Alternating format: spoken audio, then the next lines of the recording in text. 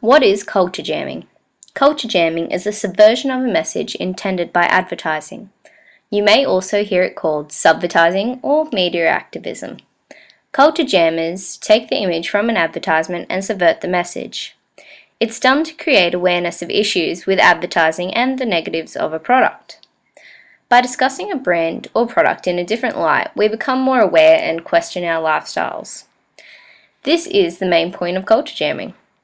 The concept has been developing for a long time. In 1989, Adbusters was established. Since then, there has been a revival of this, especially with the use of humour, such as here, and here, and here. My media item, Joe Chemo, is an example of culture jamming. Joe Camel is the spokesperson in advertisements for Camel cigarettes. Adbusters used his image to create what they refer to as a spoof ad. The advertisement they created is a picture of Joe Camel with the name Joe Chemo written instead of his original title. The new Joe is sitting up in bed ill, with a suggestion that he has cancer implied by his new name. The image shows the long-term health implications of using Camel cigarettes. It changes the message from being about appearing cool smoking to the reality of links between smoking and cancer. As discussed by Chung and Kirby, culture jamming is a tool we can use to encourage youth and society to question what they are being exposed to.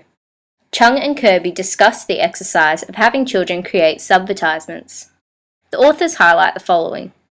They paid particular attention to how their subvertisements unveiled or illuminated the consequences of corporate behaviour, or addressed a particular social issue.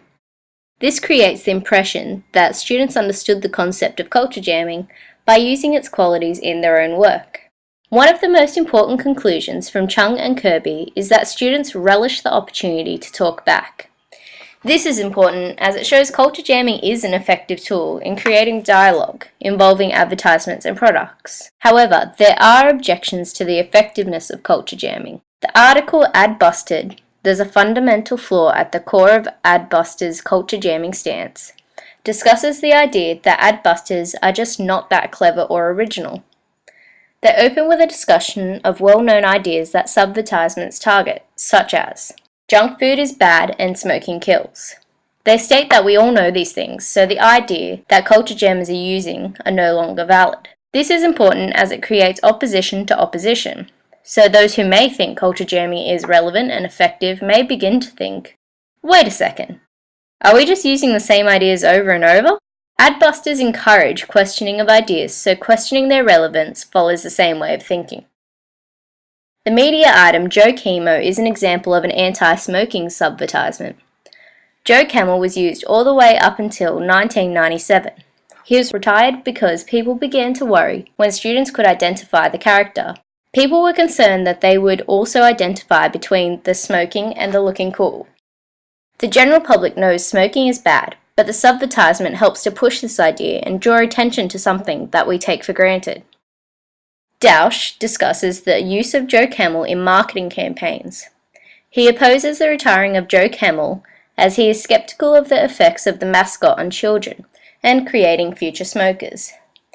Dausch also discusses the way that everyday Americans can relate to Joe Camel. His physical appearance represents a hardened man who has taken on the realities of life. Dausch calls the retiring of Joe Camel scapegoating. This example highlights the feelings of Americans at the time, but also exemplifies the need for media education. Culture jamming offers the opportunity for a two-way dialogue and participation from citizens. This idea is similar to citizen journalism. Culture jamming is an important part of society and the new media's agenda for a wider sample of voices. Culture jamming is still relevant as shown in Chung and Kirby's article. Culture jamming starts dialogue and gives people a voice to speak back with. This is important as it becomes more and more relevant in creating awareness in a generation that questions what the media tries to feed them.